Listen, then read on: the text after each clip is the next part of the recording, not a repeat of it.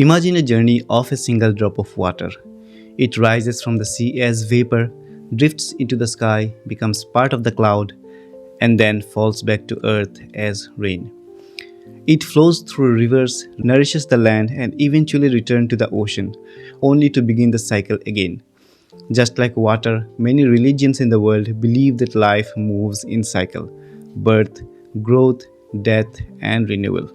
The poem we are going to discuss in this video, Small Towns and the River by Mamang Dai, talks about this cycle of life and death. Hi everyone, this is Roni Datta from onlinefreenotes.com. Before we begin the discussion, if you are looking for questions and answers related to this poem, check out the description or visit our website onlinefreenotes.com, where we provide solutions for different subjects of different classes across different boards in India.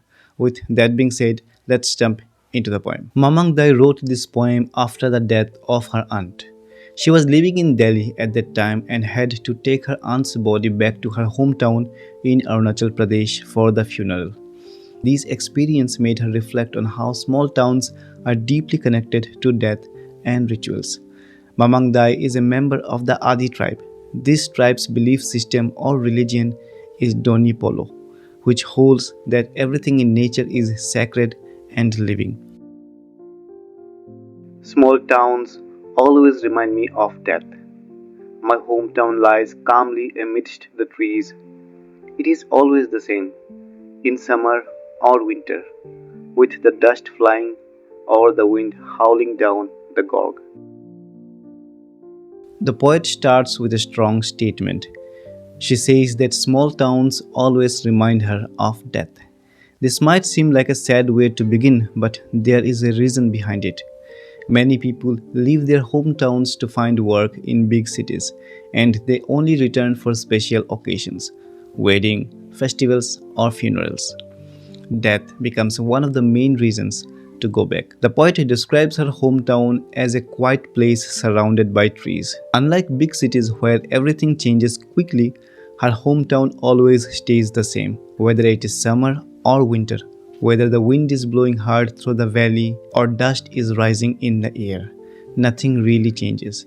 It is peaceful, but also unchanging, like time has stopped there. Just the other day, someone died. In the dreadful silence, we wept, looking at the sad wreath of tuberoses, life and death, life and death. Only the rituals are permanent. The poet talks about death in a very ordinary way.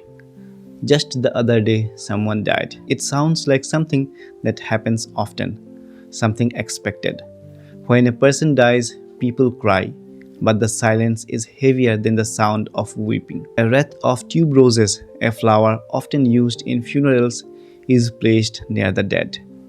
The sadness is deep, but it follows a pattern that people are used to. The lines, life and death, life and death. Only the rituals are permanent, are about how life and death keep repeating. People are born, they grow up, they die. But the rituals, the traditions that people follow after death never change. No matter who dies, the same customs are followed. The funeral will happen in the same way. The prayers will be said in the same way. Everything else changes, but rituals remain the same. The river has a soul. In the summer, it cuts through the land like a torrent of grief. Sometimes, I think it holds its breath, seeking a land of fish and stars. Here, the poet brings in the image of a river. In many cultures, rivers are seen as living things, as something with a spirit. The line, "the river has a soul," suggests that the river is more than just water. It is something that watches, something that knows the stories of the land it flows through. During summer, the river becomes fierce, flowing strongly and carving its way through the land. The poet compares this to a torrent of grief, as if the river is crying, mourning something. But sometimes the river seems to stop, as if it is waiting, searching for something. The land of fish and stars could mean a place where the river finally finds peace, just like how people hope to find peace after death. The river has a soul. It knows, stretching past the town, from the first drop of rain to dry earth and mist on the mountain tops. The river knows the immortality of water. Again, the poet says that the river has a soul, that it knows things. It knows how rain falls and turns into a river. It knows how water never truly disappears. It just changes form. Even if a river dries up, the water will return as rain. This is a way of saying that life, too, continues in different forms even after death. A shrine of happy pictures marks the days of childhood. Small towns grow with anxiety for the future. The poet now talks about childhood. She describes it as a collection of happy memories, like pictures kept in a sacred place. But as people grow up, small towns start to feel full of worry. There are fewer opportunities, fewer jobs, and people worry about what will happen next. The happiness of childhood is replaced by the worries of adulthood. The dead are placed pointing west. When the soul rises, it will walk into the golden east, into the house of the sun. This line talks about funeral traditions, particularly of Adi people. When someone dies, their body is placed facing west.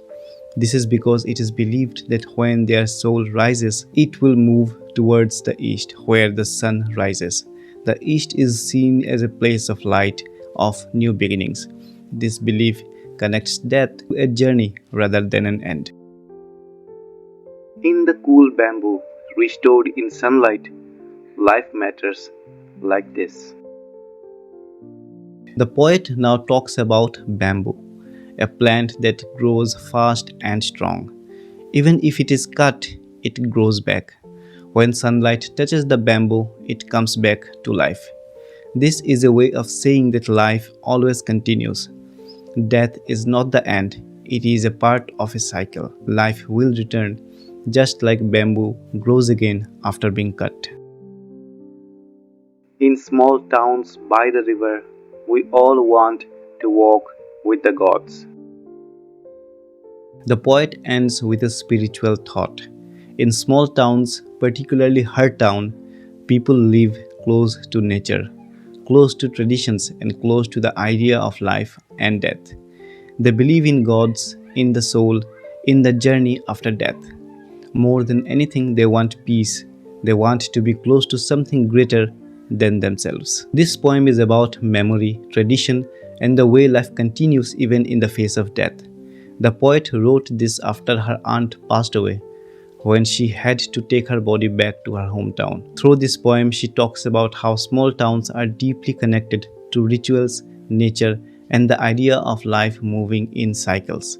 Death is not an end, but a step in the journey of the soul, just like a river that never truly disappears. If you enjoyed this video, please give it a thumbs up and don't forget to subscribe to our channel for such videos. To check out onlinefreenotes.com, and as always, thank you for watching and I will see you in the next video.